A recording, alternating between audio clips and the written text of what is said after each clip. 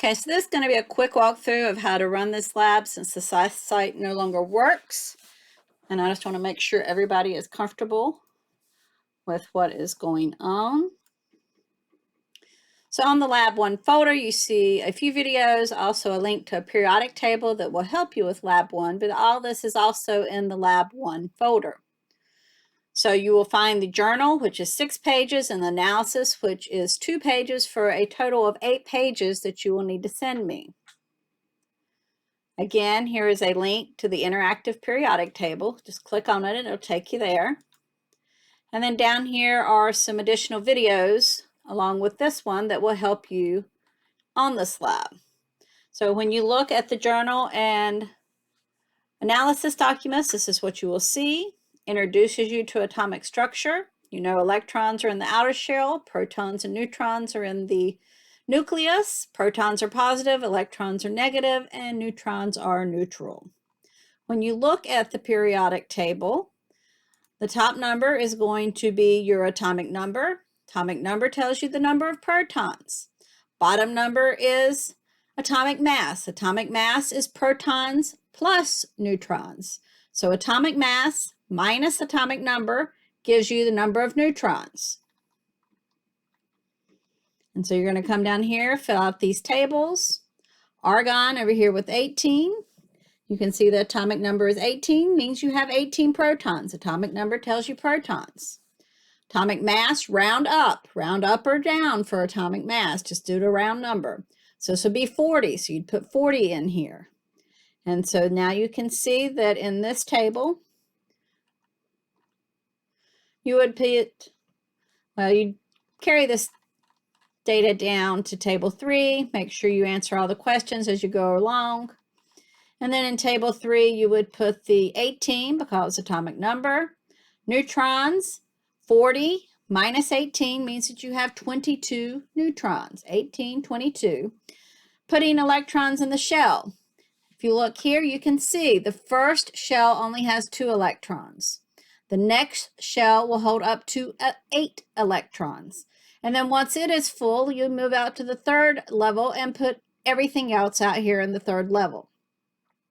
So 18 protons tells us that we have 18 electrons, and that is because this is a neutral atom. If you gain or lose electrons, that is an ion. That would make you positive or negative depending on whether you gain or lose.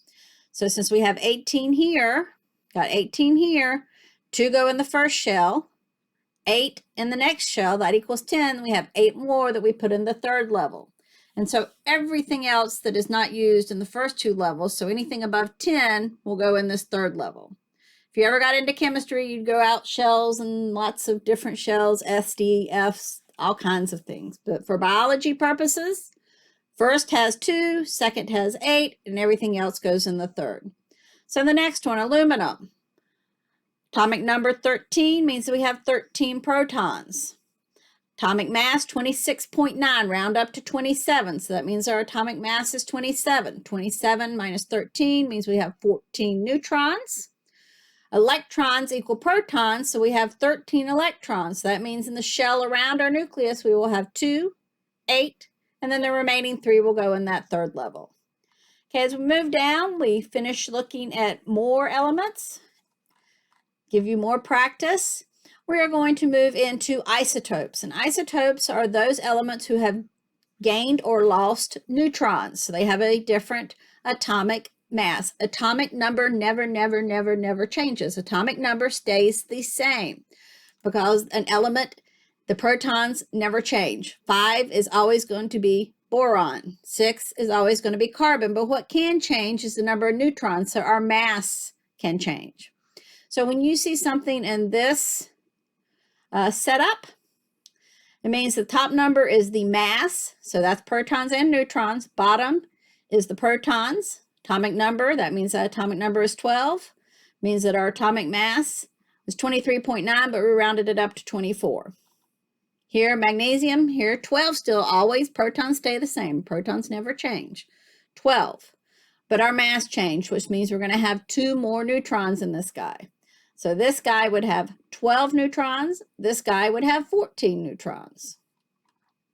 And when you look at an isotope here, you need to know the atomic number. So chlorine, you would have come over here and said, okay, chlorine is atomic number 17. That means I have 17 protons.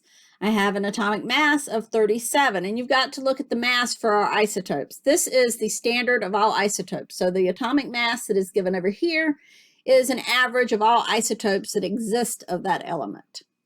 And so here, 37 minus 17 means that we would have 20 neutrons. And so again, we'll look at the very first row here to give you an example. 12 means we have an atomic mass of 12. 6 is our atomic number. We have 6 protons. 12 minus 6 means that we have 6 neutrons. And then put them in the shells the same way. 2 in the first. Whatever's left, if it's 8, put there. But if it's only 4, put 4. And then if there's anything else left, put out in that third layer. And here's this other. So atomic mass is the number right behind the name of the element. Hydrogen, this is atomic mass of 3. So this is the isotope hydrogen 3.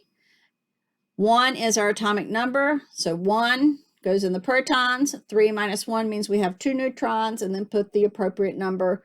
Only going to be 1, because 1 proton means we have 1 electron.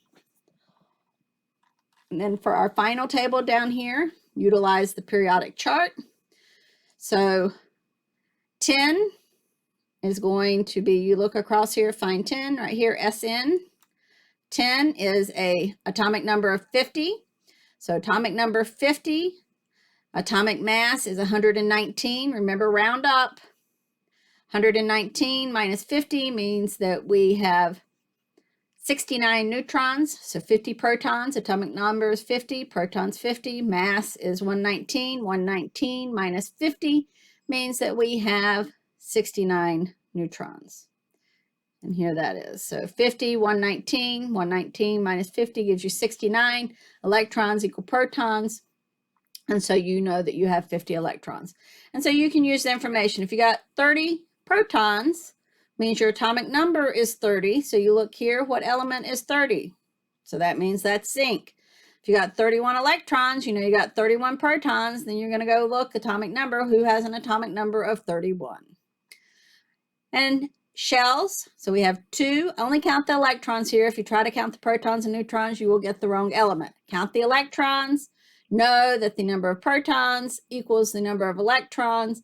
Then you will know the element. You'll find the mass number, and you can use the number of protons to determine how many neutrons there are.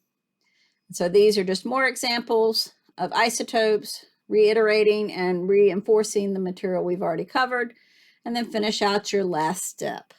Hope this helps. If you need any information or need more help, just let me know.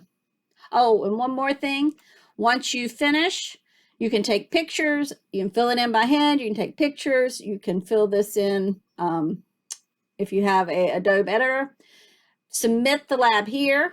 So you'll click on the link, and you'll submit the materials here by uploading the documents to me, and then I will grade them, and voila, we're all done. Have a great day.